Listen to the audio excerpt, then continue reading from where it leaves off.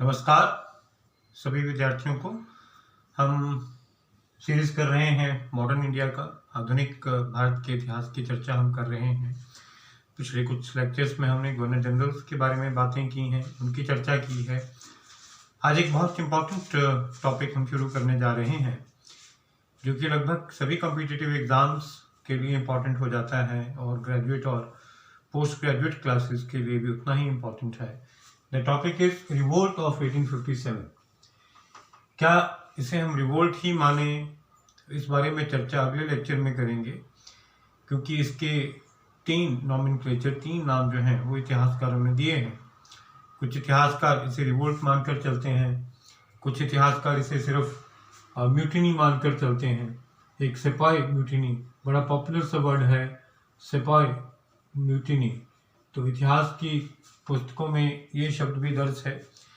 और राष्ट्रवादी इतिहासकार इसे फर्स्ट वॉर ऑफ इंडिपेंडेंस मानकर चलते हैं। First war of independence. सबके अपने अपने तर्क हैं, सबके अपने अपने विचार हैं, उनके बारे में चर्चा हम फिर कभी करेंगे। तो एक कन्वीनियंस के लिए एक टर्म चूज करनी है हमने, तो हम चूज कर लेते हैं रिवोल्ट, कि ये विद्रोह है। रिवोल्ट मीन्स विद्रोह। हम एक बैलेंस्ड अप्रोच लेके इसको करते हैं, एक नॉमेनक्लेचर बैलेंस्ड, क्योंकि म्यूटिनी जो है वो सिर्फ एक वर्ग तक सीमित रह जाता है। सेपॉय म्यूटिनी अकेला कभी भी यूज नहीं किया गया। जो भी घटनाएं घटी हैं 1857 में, तो अकेला म्यूटिनी शब्द तो उसके लिए प्रयोग नहीं हुआ, सेपॉय म्यूटिनी कहा गया। और अगर दूसरे एंड पे हम फर्स्ट वॉर ऑफ इंडिपेंडेंस कह देते हैं, तो वो भी एक एक्सट्रीम जो है तर्क हो जाता है। जो विचार जो है वो एक बिल्कुल दूसरे एंड का हो जाता है, कि हम इसे एक प्रथम युद्ध मान लें राष्ट्रवादिता में, राष्ट्रवाद का, कि भारत की आज़ादी के लिए ये एक पहला संघर्ष था और ये बिगुल जो है फूंका गया सारे भारत में। तो दोनों एंड्स के बीच में कहीं ना कहीं ये वर्ड फिट बैठ जाता है, दैट इज रिवोल्ट, विद्रोह। विद्रोह में सिपाही भी आ जाते हैं, सिपाही म्यूटिनी भी शामिल हो जाती है और सिविलियंस भी शामिल हो जाते हैं। तो इसलिए हम इस वर्ड को यहाँ पर लेके चलते हैं और इनके कॉजेस देखेंगे।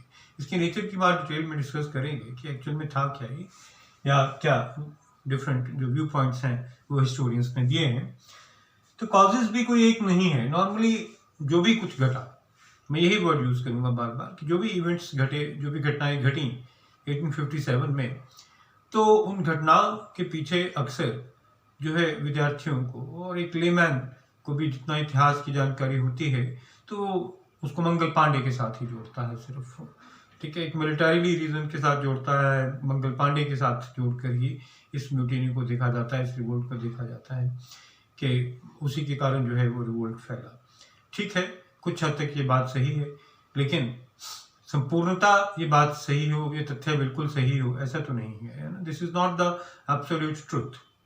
हाँ, वो जो चिंगारी भड़क रही थी, उसे माचिस की तीली दिखाने का जो कार्य है बेसिकली, वो मंगल पांडे ने जरूर किया। हम ये कह सकते हैं कि रिवोल्ट फैला उसके बाद ही, जो भी हुआ। मंगल पांडे की बात करेंगे हम भी, लेकिन उससे पहले बैकग्राउंड में जो है आग, चिंगारी जो है वो सुलगना शुरू हो चुकी थी। There were different causes. जब से यहाँ पर ब्रिटिश कंपनी का रूल शुरू हुआ था, तो एक एलिनेशन की feeling, I use the word alienation, तो एक एलिनेशन की फीलिंग जो है वो बहुत सारे भारतीयों में आ चुकी थी। और वो एलिनेशन की फीलिंग कभी ना कभी उभर कर आनी थी। वो एलिनेशन की फीलिंग जो है वो दबी हुई थी कहीं ना कहीं। वो जो है एक दबाव था ऑलमोस्ट सभी भारतीयों के अधीन, क्योंकि जब मुगल्स का रूल चल रहा था, मुगलों का रूल था, चाहे वो बहादुर शाह जफर तक हम देखते हैं कि 1707 के बाद भी मुगल्स प्रैक्टिकली तो इतने पावरफुल नहीं रहे, सिर्फ नाम के रूलर्स थे। लेकिन क्योंकि एक तरह से वो भारत में रच बस चुके थे और यहाँ की बातों को अडॉप्ट कर लिया था, और भारत ने भी एक तरह से उनके कल्चर को, उनके सिस्टम को अडॉप्ट कर लिया था, तो एक एलिनेशन की फीलिंग बहुत कम थी, बहुत कम स्तर पर थी, अलबत्ता थी नहीं बेसिकली। कुछ एक एरियाज में देखी जाती है, जब औरंगजेब का रूल होता है तो एलिनेशन की फीलिंग हम देखते हैं, बट हम पूरे तौर पर हम ये कह सकें कि the Indians were feeling alienated at that time, So this is not true. But when the company starts ruling here, they never tried to basically suppress this feeling of alienation. उन्होंने कभी इसकी कोशिश जो है वो की नहीं है, बेसिकली ओवरऑल नहीं की है, ओवरऑल परसेप्शन यही है। बीच बीच में कुछ गवर्नर जनरल्स जो हैं वो आते रहे हैं जिन्होंने सुधार किए, बट वो सुधार जो है वो अकेले इंडियंस के लिए कर रहे थे। This is also not true, क्योंकि उनके पीछे कहीं ना कहीं उनका स्वार्थ भी छुपा होता था। तो इंडियंस की भलाई जो है वो एक बाय प्रोडक्ट के रूप में सामने आ जाती है हमारे, नो डाउट इन दैट। लेकिन एक एलिनेशन की फीलिंग हमेशा बनी रही कंपनी के रूल में, क्योंकि उनका इंटरेस्ट सिर्फ व्यापार था, उनका इंटरेस्ट सिर्फ प्रॉफिट मेकिंग था, सिर्फ प्रॉफिटियरिंग था। ऐसा पिछले साम्राज्यों के बारे में नहीं कहा जा सकता जिन्होंने भी यहाँ पे शासन किया। तो जो प्रॉफिटियरिंग है उससे कई प्रॉब्लम्स अराइज होती हैं, पॉलिटिकल भी होती है, मिलिटरीली भी होती है, सोशियो रिलीजियस भी होती है, इकोनॉमिक भी होती है। तो राजनीतिक तौर पर भी कहीं ना कहीं ये चिंगारी सुलग रही थी, और मिलिटरीली सैनिकों के स्तर पर भी कहीं ना कहीं ये चिंगारी सुलग रही थी, और सामाजिक और धार्मिक बातें भी हैं, ये कारण भी हैं, इनकी चर्चा भी करेंगे। और इकोनॉमिक कारण भी हैं, इकोनॉमिक कॉजेज भी हैं, आर्थिक कारण भी हैं, क्योंकि अर्थव्यवस्था जो है वो किसी भी राष्ट्र का, किसी भी राष्ट्र के निर्माण का मुख्य स्तंभ होता है, एक बहुत बड़ी भूमिका जो है वो निभाता है बेसिकली। और अर्थव्यवस्था किस प्रकार से बिगड़ी भारत की, इसकी बात भी हम करेंगे। तो वो कॉजेज भी रहे हैं। तो सबसे पहले हम देखते हैं पॉलिटिकल कॉजेज को, देखते हैं इस एंगल को देखते हैं। तो पॉलिटिकल कॉजेज में 1857 से पहले प्रीसीडिंग जो रूल था यहाँ पर भारत में वो लॉर्ड डलहौजी का था, और जो ये रिवोल्ट हो रहा है वो कैनिंग के टाइम पे हो रहा है, वो लॉर्ड कैनिंग के टाइम पे हो रहा है। लॉर्ड डलहौजी यहाँ से जा चुका है। लॉर्ड डलहौजी 1848 से लेकर 1856 तक भारत में है, 56 में जा चुका है। लेकिन उन 8 सालों के मध्य जो 8 साल का कार्यकाल है लॉर्ड डलहौजी का, यहाँ पर भारत में बहुत सारी घटनाएं घट जाती हैं। ये हम पिछले लेक्चर्स में बात कर चुके हैं। वो वही घटनाएं जो हैं वो कहीं ना कहीं राजनीतिक कारण बन के ऊपर आती हैं, वही पॉलिटिकल कॉजेज बन जाते हैं। जैसा हमने पाया कि लॉर्ड डलहौजी जो है ही वॉज एन एक्सपेंशनिस्ट, वो एक बहुत बड़ा एक्सपेंशनिस्ट था। उसकी जो सोच है वो एक साम्राज्यवादी सोच है, एक कॉलोनियलिज्म की तरफ जाने वाला व्यक्ति है, एक कॉलोनियलिस्ट की सोच जो है वो रखता है लॉर्ड डलहौजी। और एक्सपेंशनिस्ट जो है वो हमेशा बात करेगा एनेक्सेशन की, और एनेक्सेशन की जब बात होगी तो वो एनेक्सेशन कहीं ना कहीं इस प्रकार से भी किया जाएगा कि वो नेटिव पीपल को हर्ट करे, क्योंकि एनेक्सेशन जो होता है वो कभी भी सीधे तरीके से नहीं होता। पिछले लेक्चर्स में भी ये बात की थी कि युद्ध में तो आप किसी को हरा सकते हैं, दो पार्टीज जब युद्ध लड़ती हैं तो ये पता होता है भी एक दल तो हारेगा और एक दल जीतेगा, तो बाजी जो है बराबर की तो नहीं है, लेकिन हारने वाला अंदर से ये एक्सेप्ट कर लेता है that I have been defeated, और उसके साथ जो सलूक किया जाता है वो एक हारी हुई पार्टी के साथ किया जाता है। ये हुआ पंजाब के साथ, हुआ पंजाब के साथ जो सलूक हुआ है डलहौजी के टाइम, बर्मा और पेगू के साथ हुआ, तो इतना हर्ट नहीं किया। उसकी एक्सपेंशनिस्ट पॉलिसी तो है, लेकिन कहीं ना कहीं वो इतना हर्ट नहीं किया जितना कि डॉक्ट्राइन ऑफ लैप्स और अवध को एनेक्सेशन जब की है उसने हर्ट किया। अब लैप्स का सिद्धांत, जैसा कि हम पिछले लेक्चर्स में पढ़ भी चुके हैं कि लैप्स का सिद्धांत तो एक क्लियर तौर पर बैकडोर एंट्री थी उन रियासतों पर कब्जा जमाने की, चाहे वो झांसी है, सतारा है, नागपुर है, जयपुर है, तो इन सब पे जो कब्जा किया गया वो एक बैकडोर एंट्री से किया गया, जबकि वो कोई हक नहीं था कंपनी को कि ये कब्जा वो करती। ये कब्जा बिल्कुल बैकडोर एंट्री से हो रहा है यहाँ पर बेसिकली, और उसके कारण हम देखते हैं कि कुछ रियासतों ने इस रिवोल्ट में हिस्सा लिया, जैसे कि झांसी एक बड़ी प्रोमिनेंट एग्जाम्पल है। झांसी एक प्रोमिनेंट एग्जाम्पल है यहाँ पर 1857 के रिवोल्ट में हिस्सा लेने की। और झांसी क्यों हिस्सा ले रहा है, रानी लक्ष्मीबाई क्यों हिस्सा ले रही हैं, क्योंकि और कोई कारण नजर नहीं आ रहा, because her principality was annexed. I am using the word principality, रियासत। तो एक राष्ट्रवादी नेता के रूप में आगे जाके रानी लक्ष्मीबाई को ज़रूर दर्शाया जाता है, लेकिन हमें ये समझना होगा और इस बात को देखना होगा, तटस्थ होकर, न्यूट्रल होकर देखना होगा कि क्या एक राष्ट्र की धारणा उस टाइम थी। अगर तो एक राष्ट्र की धारणा थी, एक राष्ट्र की बात थी, एक राष्ट्र की डेफिनेशन थी, तब तो हम एक राष्ट्रवादी नेता के रूप में उन्हें याद कर सकते हैं, बिल्कुल कर सकते हैं कि वो एक राष्ट्र के लिए लड़ी। लेकिन अगर अकेली झांसी की बात है तो हम ये बात नहीं कह सकते। तो दोनों मत हैं, ठीक है। ये हमें सोचना है, इतिहास पढ़ने वालों को सोचना है, इतिहास पढ़ाने वालों को सोचना है। First we have to define the nation, that what actually a nation is, then we can only talk about nationalism. Nationalism arises from the nation only. लेकिन जो भी है, बात हम कॉजेस की कर रहे हैं, तो इस प्रकार से डॉक्ट्राइन ऑफ लैप्स, जो लैप्स की नीति है, उसने हर्ट किया कई रियासतों को, तो ये उभर के आता है। तो बात वाजिद अली शाह की भी होनी चाहिए, यहाँ पर अवध की भी होनी चाहिए। जैसे कि मैंने पिछले टॉपिक में, पिछले लेक्चर में भी एक्सप्लेन किया था कि Awadh was an very important state for everyone who has ever ruled in India. उन सबके लिए अवध बड़ा इंपॉर्टेंट स्टेट रहा है, क्योंकि it was very popular state basically, और व्यापार भी हो सकता था यहाँ से, दो पोर्ट्स यहाँ पर नहीं थे। तो Wajid Ali Shah was very popular emperor, very popular Nawab of Awadh, बहुत पॉपुलर रहा है। और उस पर इल्ज़ाम लगाया गया, उस पर कंपनी ने इल्ज़ाम लगाया कि आप अच्छा प्रशासन नहीं दे रहे हैं प्रजा को, आपका प्रशासन कुप्रशासन है, that you are an example of bad administration. तो ये चीज़ कहीं ना कहीं हजम नहीं हो रही। पिछले लेक्चर में भी हमने डिस्कस किया कि वाजिद अली शाह ठीक है कि एक प्रशासक के तौर पर उनकी रुचि नहीं थी एडमिनिस्ट्रेशन में, लेकिन प्रशासन जो कर रहे थे, उनके जो सदस्य थे, मेंबर्स थे, या जिनको वाकई में प्रशासन की कमान सौंपी गई थी, वो एक अच्छा प्रशासन दे रहे थे अवध में। Wajid Ali Shah was more interested in arts, music and dance, और अपने जो हमारे यहाँ पे फोक म्यूजिक या कुछ क्लासिकल म्यूजिक के ट्रेडिशंस हैं, हम वाजिद अली शाह से उसका ओरिजिन मान सकते हैं, ये उनकी देन रही है। बट उसका मतलब ये बिल्कुल नहीं था, उसका मीनिंग ये बिल्कुल भी नहीं था कि वो प्रशासन की तरफ ध्यान नहीं दे रहे हैं। But the company wanted to annex Awadh, वो उन्होंने किया। ये जो अवध, पूरे के पूरे अवध एरिया में इस बात को लेकर बहुत रोष था, बहुत ज़्यादा जो है रोष की लहर थी।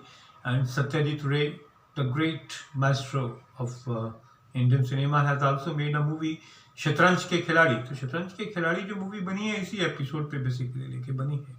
वाजिद अली शाह, जनरल ऑट्रम का जो है वो द्वंद्व दिखाया गया है। General Outram was the mastermind behind this annexation, and it alienated further the people of Awadh from company's rule. तो अवध के लोगों को और ज्यादा एलिनेट कर गया ये लॉर्ड डलहौजी का जो मूव था। Treatment mated out to Nana Saheb. तो नाना साहेब जो है वो पेशवा बालाजी बाजीराव के आगे वंशज, ठीक है। उन्हें एक पेंशन दी जा रही थी, बेसिकली ये पेंशन लगाई गई थी क्योंकि पेशवा का पद, पेशवा का ओहदा जो है वो बंद कर दिया था कंपनी ने, तो ये उसके एवज में पेंशन दी गई थी। तो उस पेंशन को भी समाप्त कर दिया लॉर्ड डलहौजी ने। इकोनॉमिक रीजंस दिए गए उसके पीछे, लेकिन वो पेंशन खत्म कर दी गई। तो एक इकोनॉमिक कारण भी है, लेकिन कहीं ना कहीं पॉलिटिकल, क्योंकि Nana Saheb was a political person.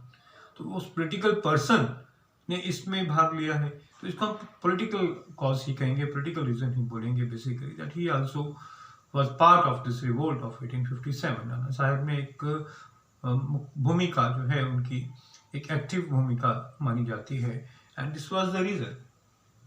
Political supremacy कोई स्पेसिफिक रीजन नहीं है basically, but the company had started showing some arrogance and political supremacy, कहीं ना कहीं एक अहंकार की बात। हालांकि वो एक प्रॉपर राजनीतिक शक्ति नहीं है कंपनी, ठीक है। राजनीतिक शक्ति तो इंग्लैंड है, ब्रिटिश शासन जो वहां पर है। कंपनी तो एक व्यापारिक कंपनी है, लेकिन फिर भी वो यहाँ पर इस प्रकार से शो कर रहे थे कि जैसे कि सभी की सभी पॉलिटिकल पावर्स इंग्लैंड ने उनको दे दी है यहाँ भारत में रूल करने की, और एक एरोगेंस की बात, पॉलिटिकल सुप्रीमेसी की बात जो है वो एक नज़र आने लग पड़ी थी, जिससे कि वो इंडियंस को हर मामले में इंफीरियर शो करते थे और पॉलिटिकल कोई भी राइट नहीं देना चाहते थे। उनके पीछे ये कारण था बेसिकली, वो समझते थे या वो ये महसूस करा रहे थे भारतीयों को कि आप शासन करने के लायक नहीं हैं। But they were forgetting that India was being ruled by different emperors during the previous times, and वो जो प्रशासन चल रहा था बकायदा कोई बुरा प्रशासन जो है वो तो नहीं चल रहा था, but company made them realise. तो ये पोलिटिकल सुप्रीमेसी की बात है, पोलिटिकल एरोगेंस की बात है, ये भी कहीं ना कहीं जो है वो पोलिटिकल कॉजेज में, पोलिटिकल रीजंस में आ रही है। तो मिलिट्री कारण जो है, मिलिट्री रीजंस जो है वो भी हम डिस्कस करते हैं आज के लेक्चर में। तो ये दो रीजंस डिस्कस हो जाएं आज, इतना ही बहुत है, क्योंकि पूरा अगर हम रीजंस डिस्कस करेंगे कॉजेज तो लेक्चर बहुत बड़ा हो जाएगा।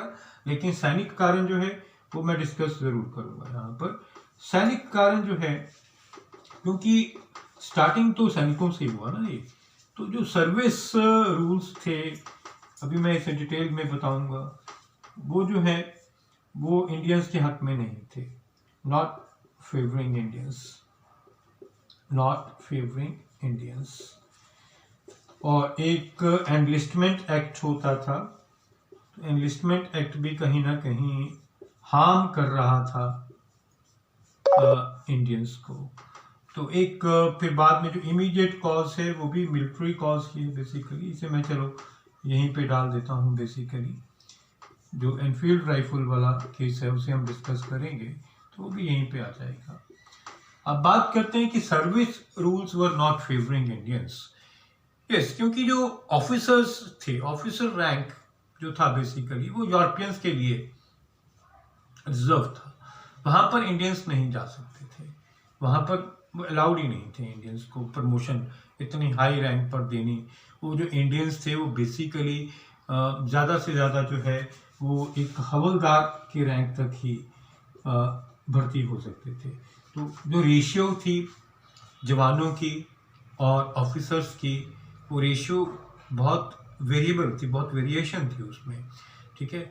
और ऑफिसर्स में तो वेरिएशन ये थी कि सारे के सारे ही ऑलमोस्ट यूरोपियंस मिलते थे, लेकिन जवानों में जो है वो 80% जवान, 80% जो सैनिक थे वो इंडियंस थे और 20% सिर्फ यूरोपियंस थे। तो ये बात कहीं ना कहीं बहुत सारे इंडियंस को खलती थी, सैनिकों को, कि हमें प्रमोशन के लिए आगे जो है वो नहीं भेजा जाता, हमें रिकमेंड नहीं किया जाता, जबकि काम उतना ही होता है जितने की यूरोप के सैनिक कर रहे हैं, और लेकिन वो प्रमोशन लेते लेते ऑफिसर रैंक तक भी पहुंचते थे।